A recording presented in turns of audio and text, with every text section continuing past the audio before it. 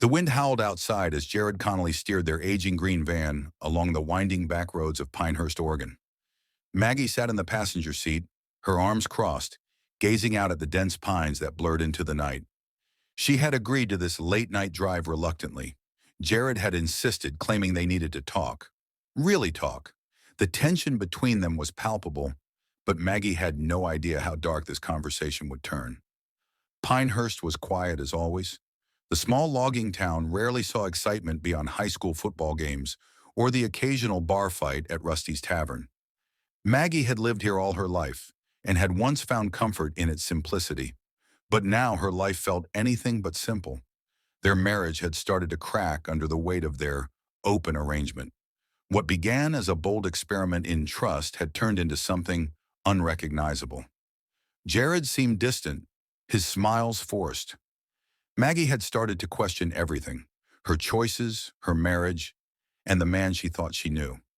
"I feel like we've been drifting apart," Jared said finally, breaking the silence.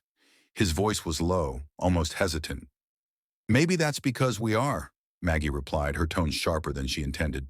She turned to look at him. The soft glow of the dashboard lit his face, and for the first time, she noticed how tired he looked.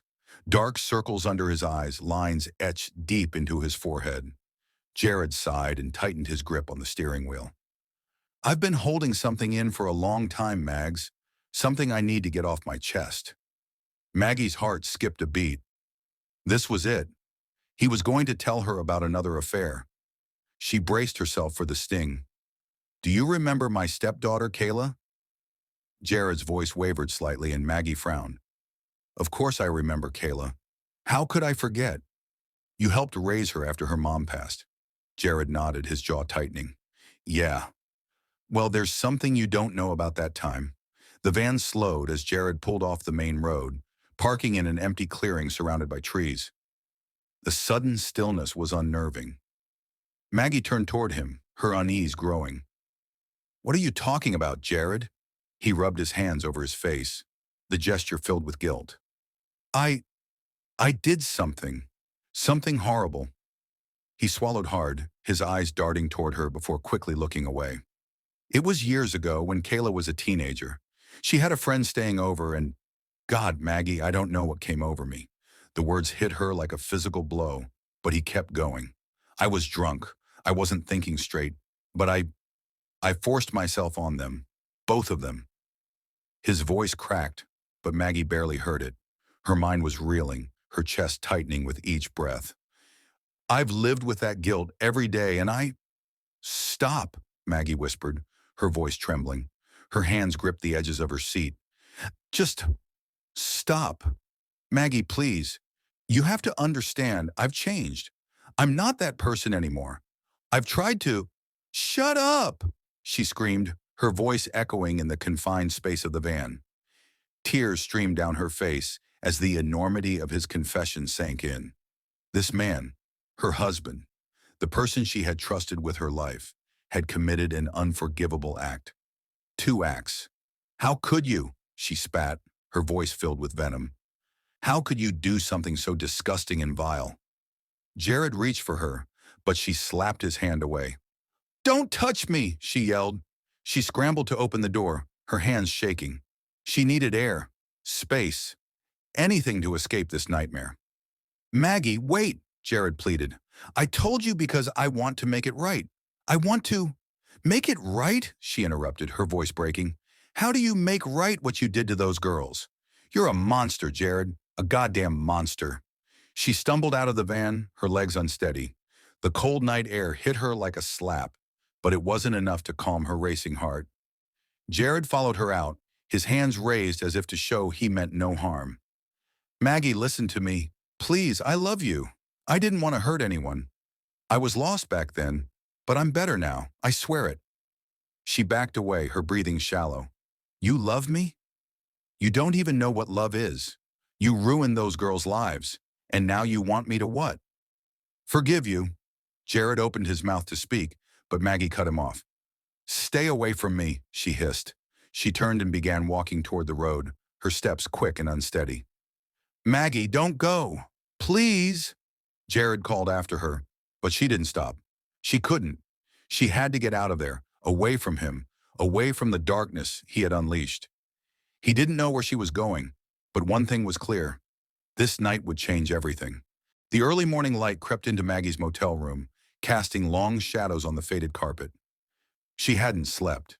Her mind was too restless, filled with haunting memories of Jared's confession and the suffocating realization that her husband had harbored this dark secret for years. As she stared at the ceiling, her phone buzzed again. Jared had called 5 more times, but she couldn't bring herself to answer. A knock on the door startled her. Maggie hesitated, then approached cautiously, peering through the peephole. It was Detective Sarah Harlow. Maggie opened the door, her face pale and drawn. "Detective." "Good morning, Maggie," Sarah said, offering a small professional smile. She was holding a notepad and a cup of coffee. "I wanted to check in with you before we proceed. May I come in?" Maggie stepped aside, her movements slow and mechanical. "Of course, sorry for the mess." The room was sparse. Just a bed, a chair, and a suitcase Maggie hadn't even bothered to unpack. Sarah set her coffee on the small desk and pulled out her notepad. "I've been thinking about what you told me last night," Sarah began. "I want you to know we're treating this as a serious criminal investigation. But to move forward, we need evidence. Something that corroborates your husband's confession." Maggie nodded, her hands trembling as she wrapped them around her own coffee mug. "What kind of evidence?" "We need to find Kayla and her friend," Sarah explained. "Their testimony will be critical. If Jared admitted this to you, there's a chance he might have left behind other traces. Letters, journal entries, anything that ties him to these acts. Do you have access to any of his personal belongings?" Maggie hesitated. She thought of their home, the shared spaces that now felt contaminated by Jared's darkness. "I can go back to the house," she said quietly. "There might be something there." Sarah studied her for a moment. "Are you sure you're ready for that?" Maggie nodded, though her stomach churned at the thought. "I need to do this. For Kayla. For her friend." 2 hours later, Maggie stood on the front porch of her house, the place she had once called a sanctuary. Now it felt foreign, like a crime scene waiting to be uncovered. Jared's truck wasn't in the driveway. He must have gone to work, she thought, with a mix of relief and dread. She unlocked the door and stepped inside. The air felt heavy, suffocating, as though the walls themselves bore witness to Jared's sins. She moved quickly, searching through drawers, closets, and his work desk. She found receipts, random tools, and half-finished projects, but nothing that hinted at his dark past. Finally, she approached the van parked in the garage, the same van where Jared had confessed his crimes. The inside smelled faintly of gasoline and dust. Maggie's hands shook as she rummaged through the glove compartment and the compartments under the seats. And then she saw it, a small leather-bound notebook tucked into a hidden pocket of the driver's seat. Her fingers trembled as she opened it. The first few pages were filled with mundane notes about work orders and supplies. But as she flipped further, her breath caught in her throat. Kayla, basement, 2007. Kayla plus friend, storm night, 2007. Maggie slammed the notebook shut, her heart pounding in her chest. She stumbled back out of the van, clutching the notebook like it was a piece of evidence in a courtroom trial. Detective Sarah Harlow sat in her office, her desk cluttered with case files and a steaming cup of coffee. She was reviewing Maggie's statement when her phone buzzed.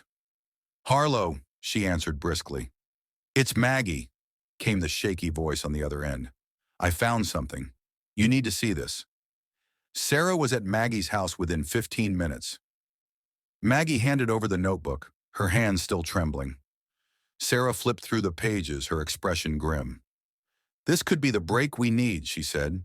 "If these entries match up with Kayla's timeline, it'll help build the case against Jared. Maggie, you've done the right thing by bringing this to us." "What happens now?" Maggie asked, her voice barely above a whisper. "We'll track down Kayla and her friend," Sarah replied. "We'll also get a warrant to search the house and the van. With this notebook, we've got probable cause." Maggie nodded, her mind spinning. She felt a flicker of hope. Maybe justice could be served. But it was quickly overshadowed by a deeper fear. What if Jared found out? Later that day, Sarah and her team got to work. They ran background checks on Jared, combing through old records for anything suspicious. He had no prior arrests, no history of violence. On paper, he looked like a model citizen. But Sarah had seen this before. Monsters didn't always wear their scars on the outside. Using Maggie's information, the team tracked down Kayla's last known address in Seattle. Detective Harlow assigned 2 officers to contact her, while she focused on securing the search warrant. Detective Sarah Harlow sat at her desk, the leather-bound notebook lying open in front of her. Each entry was a chilling reminder of what they were up against. The team had spent hours poring over Jared's cryptic notes, cross-referencing the dates with known locations and any past incidents reported to local authorities. So far, they had little to go on other than Maggie's testimony and the ominous timeline laid out in the notebook. Sarah's phone buzzed, interrupting her train of thought. It was Officer Green, one of the officers sent to track down Kayla. "We found her," Green said. Relief washed over Sarah. "What did she say?" "She's hesitant to talk, but she's agreed to meet us. Says she's in Seattle, works at a bookstore downtown." "Good. Set it up as soon as possible." "I'll drive down myself," Sarah said.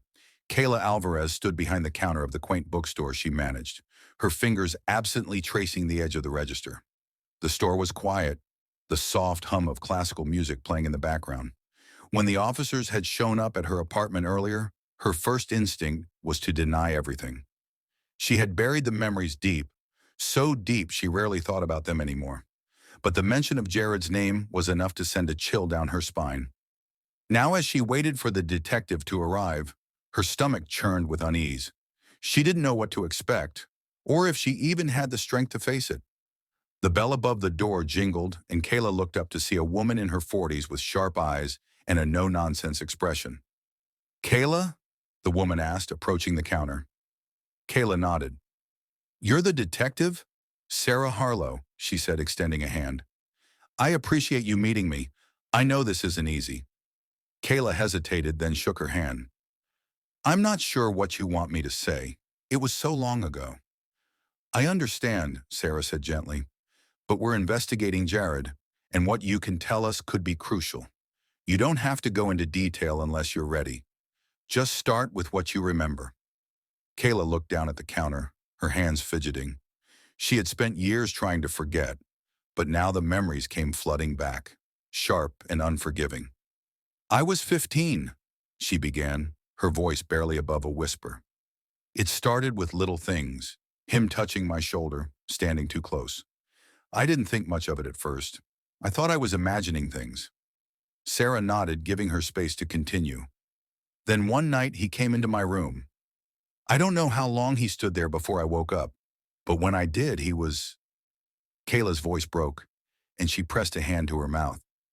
"You don't have to go into detail," Sarah said softly. Kayla took a shaky breath, her eyes brimming with tears. "It wasn't just me," she said. "My friend Julia, she was sleeping over one night. He got to her too." Sarah's jaw tightened. "Do you know where Julia is now?" Kayla nodded. "We lost touch after high school, but I still have her on social media. She lives in Portland, I think." "That's helpful," Sarah said. "Kayla, would you be willing to file a formal statement? I know it's a lot to ask, but it could make a huge difference." Kayla hesitated. "I don't know if I can go through all that again." "You don't have to decide right now," Sarah said. "But think about it. The more we have, the stronger our case will be against him. You're not alone in this."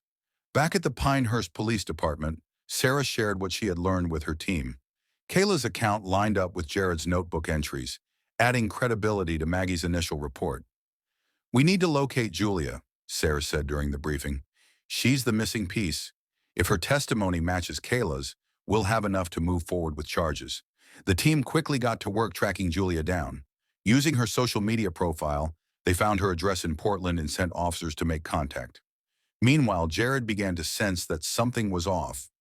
Maggie had been distant since their fight in the van, and she avoided him at every turn. When he arrived home from work one evening, he found her sitting on the couch, staring at the television, but not really watching. "We need to talk," he said, sitting down beside her. Maggie stiffened. "About what?" "About us," Jared said. About the future. She turned to face him, her expression unreadable. You mean the future where I live with a man who did what you did? Jared's face darkened. You said you wouldn't tell anyone. I haven't, Maggie lied, her voice shaking. But do you think I can just forget? Pretend it didn't happen? Jared leaned closer, his voice low and menacing. You promised, Maggie? If you break that promise, he didn't finish the sentence, but the threat hung heavy in the air. Maggie's heart raced as she realized just how dangerous he could be. The next day, Sarah received a call from the officers in Portland. They had found Julia, and she had agreed to meet. The morning of Jared's arrest was gray and cold, the kind of day where the chill seeped into your bones. Detective Sarah Harlow stood outside the modest two-story house, her breath visible in the crisp air. Beside her were three uniformed officers, their expressions grim. They had worked tirelessly to secure the warrant, and now it was time to act. Jared's neighborhood was eerily quiet, with only the occasional sound of a car passing by. Sarah adjusted her bulletproof vest and double-checked the details of the operation. Remember, she told the team, we want him alive, no mistakes. The officers nodded. With everything in place, they approached the front door. Sarah knocked firmly, her voice authoritative. Jared Peterson, this is the Pinehurst Police Department. Open the door. There was no response. Sarah knocked again, louder this time. Jared Peterson, open the door or we'll force entry. Inside, Jared stood in the kitchen, gripping the counter so hard his knuckles turned white. He had seen the police vehicles pull up and knew this moment was coming. His mind raced with panic, but there was no escape. Finally, he opened the door, his face pale but composed. What's this about? He asked, though his voice betrayed a hint of nervousness. Jared Peterson, you're under arrest for multiple counts of sexual assault, Sarah said. Turn around and place your hands behind your back. Jared froze, his eyes darting to the officers behind Sarah. This is a mistake, he stammered. I didn't do anything. You can tell your side of the story later, Sarah said coldly. Right now, we're taking you in. One of the officers stepped forward and handcuffed Jared, while another began reading him his rights. As they led him out of the house, neighbors peeked out from behind curtains and doorways, their curiosity piqued by the commotion. At the station, Jared was placed in an interrogation room. The stark, windowless room was designed to make suspects uncomfortable, and it was working. Jared sat at the metal table, fidgeting with his handcuffed wrists. Sarah entered the room with a file folder in hand, her expression neutral but firm. She placed the folder on the table and sat across from him. You're in a lot of trouble, Jared, she said. We have statements from two of your victims and physical evidence linking you to the crimes. Jared scoffed, though his voice wavered. Victims? What victims? I don't know what you're talking about. Sarah opened the folder and pulled out photos of Kayla and Julia. You recognize these women, don't you? Jared's face twitched, but he didn't respond. They've told us everything, Sarah continued, about what you did to them when they were teenagers, about how you used your position of trust to hurt them. That's not true, Jared snapped. They're lying. They're just trying to ruin me. Sarah leaned forward, her gaze unwavering. Why would they lie, Jared? These women have no reason to fabricate stories about you. The details they've given us match perfectly, right down to the dates in your notebook. Jared's eyes widened slightly at the mention of the notebook, but he quickly masked his reaction. You found that? He asked, his voice barely above a whisper. Sarah nodded. We did, and it paints a damning picture. The timeline, the coded entries, it's all there. You've been keeping secrets for a long time, Jared, but they've finally caught up with you. For a moment, Jared said nothing, his face a mix of anger and fear. Then he leaned back in his chair, a smug smile spreading across his face. You think you've got me figured out, huh? He said. But you don't know the whole story. Sarah's stomach tightened, but she kept her composure. Then why don't you enlighten me? Outside the interrogation room, Maggie sat in the waiting area, her hands trembling. She had come to the station to give an official statement, but was now second-guessing everything. Did she really want to be the one to send Jared to prison? Officer Green approached her with a cup of water. Are you okay, Mrs. Peterson? Maggie nodded weakly. I can't believe this is happening. He's not the man I thought he was. Green sat beside her. It's hard to face the truth about someone you love, but you're doing the right thing. The victims deserve justice, and so do you. Maggie looked down at her hands, her wedding ring glinting in the fluorescent light. I just wish I had seen the signs sooner. Back in the interrogation room, Sarah continued to press Jared. Despite his initial bravado, it was clear he was unraveling. You're looking at serious prison time, Jared, Sarah said. But if you cooperate, it could make a difference. Tell me the truth and maybe the judge will go easier on you. Jared laughed bitterly. The truth? You want the truth? Fine. He leaned forward, his eyes dark and unrepentant. I did it. I hurt them. And you know what? I'd do it again. The courtroom was packed on the day of Jared Peterson's trial. Reporters jostled for space in the back rows, their cameras flashing as Jared was led to his seat by armed guards. His once pristine appearance was now disheveled. Dark circles under his eyes hinted at sleepless nights. At the prosecution table, District Attorney Lisa Monroe prepared her opening statement.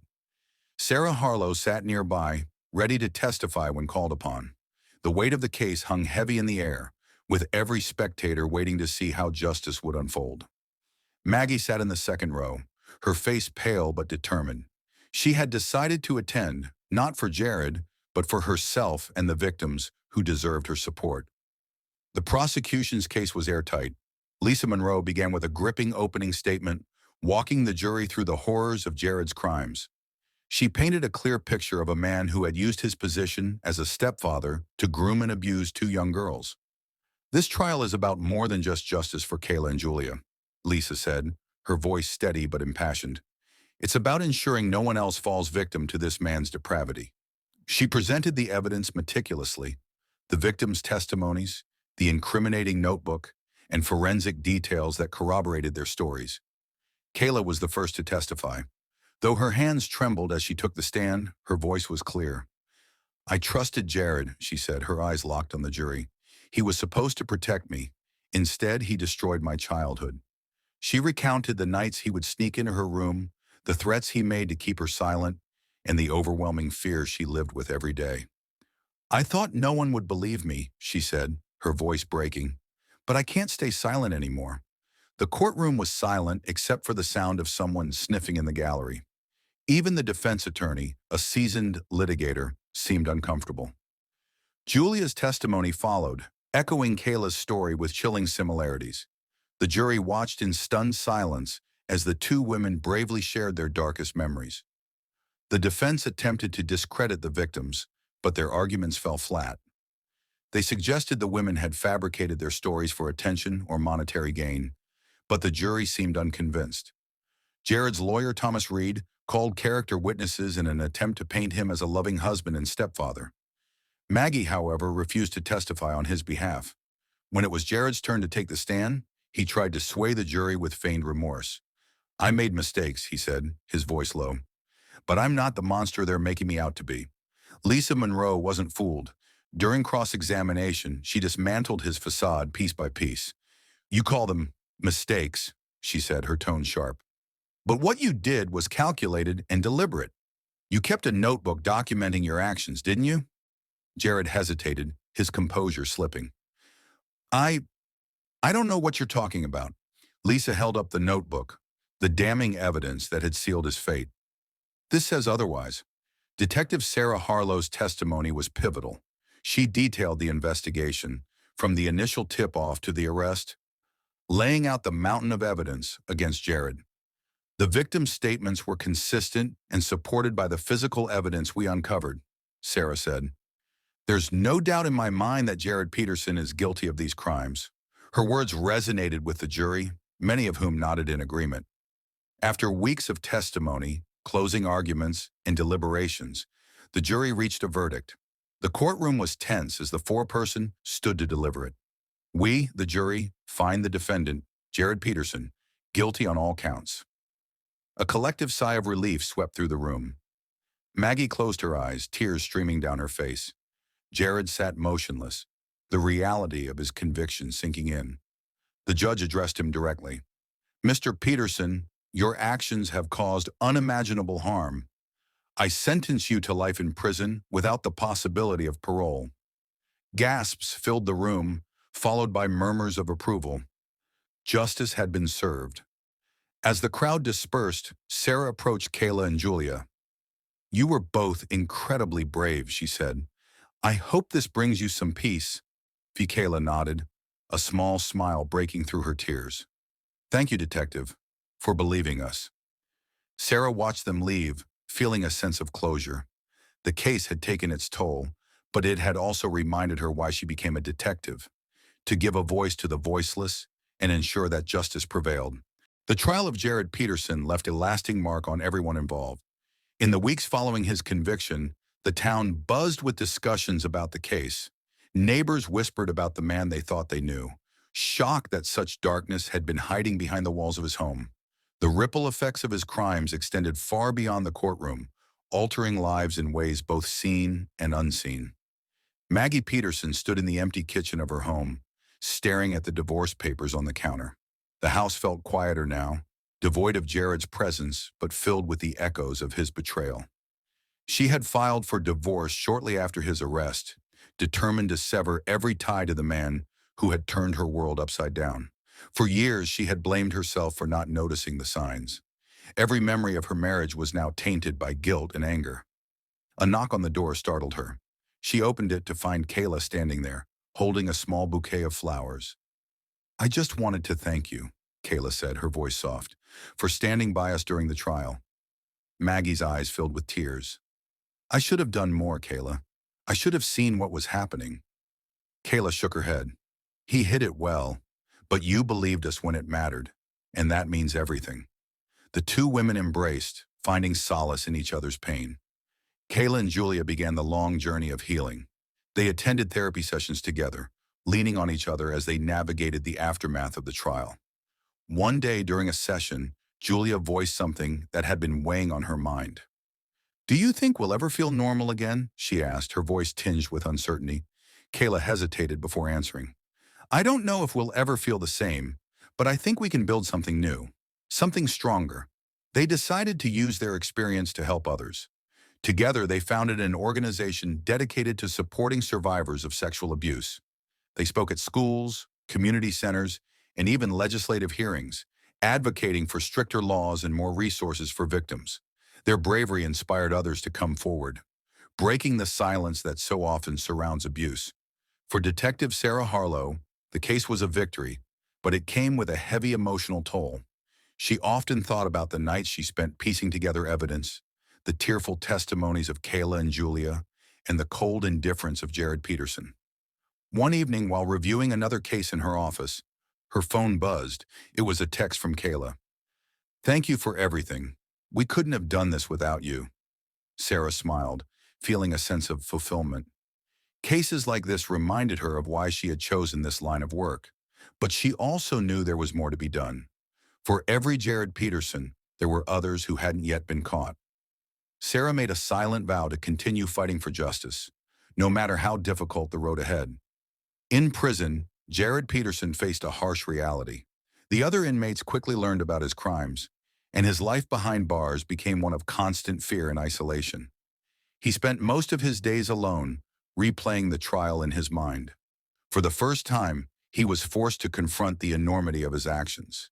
Yet even in the solitude of his cell, he refused to accept responsibility. But the world outside had moved on without him. His name became a cautionary tale, a reminder of the darkness that can hide in plain sight. The community of Pinehurst rallied around Kayla and Julia. Fundraisers were held to support their new organization, and murals honoring survivors of abuse appeared on walls around town. The case also sparked important conversations about recognizing the signs of abuse and providing resources for victims. Local schools implemented new programs to educate students and staff, ensuring that no one would ever feel alone in their fight for justice.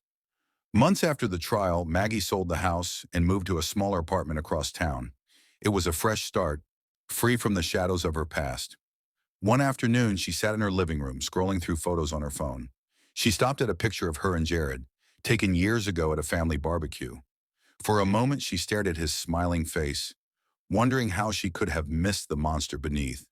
With a deep breath, she deleted the photo. "This is my life now," she said to herself, and I won't let him define it.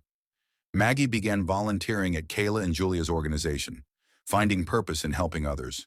Each day was a step toward healing, a reminder that even in the darkest moments, there was hope. The aftermath of Jared Peterson's crimes was devastating, but it also brought out the resilience of those he had harmed. Through their courage and determination, Kayla, Julia, and Maggie turned their pain into a force for good, proving that even in the face of unimaginable evil, light could prevail. A year had passed since Jared Peterson's conviction, but the scars of his crimes remained. For the survivors and their community, the journey toward healing was ongoing, yet signs of hope began to emerge. Kayla adjusted the microphone on the podium, taking a deep breath. She stood before an audience of hundreds at a national conference on combating child abuse. Beside her, Julia offered an encouraging nod. "When we were younger, we thought no one would believe us," Kayla began, her voice steady. "But we found strength in each other, and now we're here to help others find their voices too." Their organization, Survivors Rising, had grown beyond their expectations. With grants and donations pouring in, they established a crisis hotline, offered free counseling, and partnered with law enforcement to provide training on handling abuse cases. Their efforts were changing lives, one story at a time. Detective Sarah Harlow sat at her new desk in the Special Victims Unit headquarters. Her success in the Peterson case had earned her a promotion and a broader platform to advocate for survivors. Her office walls were lined with framed awards and commendations, but it was a photo of Kayla and Julia that she valued most. The phone rang, pulling her attention back to the present. "Detective Harlow," she answered. The voice on the other end belonged to a social worker seeking advice on a potential abuse case. Sarah listened intently, jotting down notes. Her work was far from over, but each new case reminded her that justice was possible. Maggie Peterson sipped her coffee, gazing out the window of her small cafe. After selling her home and finalizing her divorce, she had poured her energy into creating a space where people could connect and heal. The cafe, aptly named Second Chances, quickly became a hub for survivors and their allies. Every week, it hosted support groups, community events, and fundraisers for Survivors Rising. One afternoon, Kayla stopped by. "This place is amazing," she said, admiring the cozy interior. Maggie smiled. "It's my way of moving forward, and it's all thanks to you and Julia." The two women shared a warm hug, their bond stronger than ever. In his prison cell, Jared Peterson sat alone, staring at the blank walls. Time moved slowly in confinement, each day blending into the next. Despite numerous attempts by psychologists and investigators to elicit a confession, Jared remained silent about his crimes. His refusal to acknowledge his guilt only deepened his isolation. But the world outside no longer cared about his silence. The lives he had tried to destroy were flourishing, leaving him to fade into obscurity. The town of Pinehurst underwent a transformation. Inspired by the Peterson case, community leaders prioritized initiatives to prevent abuse and support survivors. Local schools introduced comprehensive education programs on recognizing and reporting abuse. Counseling services expanded, ensuring that help was available to anyone in need. Murals celebrating resilience and healing adorned the town's buildings, serving as a reminder of the strength found in unity. Kayla and Julia stood on the steps of the Capitol building, clutching folders filled with proposed legislation. Their advocacy work had taken them to the nation's capital, where they lobbied for stronger protections for abuse survivors. After a long day of meetings, they sat on a park bench, watching the sunset. "Do you ever think about how far we've come?" Julia asked. Kayla nodded. "All the time. It's still hard, but we're making a difference." They sat in comfortable silence, knowing that their fight was far from over, but feeling hopeful about the future. The story of Jared Peterson's crimes and the bravery of his victims became a symbol of resilience. Books were written, documentaries filmed, and laws changed, all because two young women found the courage to speak out. Their journey wasn't easy, but it proved that even in the darkest moments, there is light to be found. As Pinehurst continued to heal, its people carried forward the lessons of the past, vowing never to let such horrors go unnoticed again.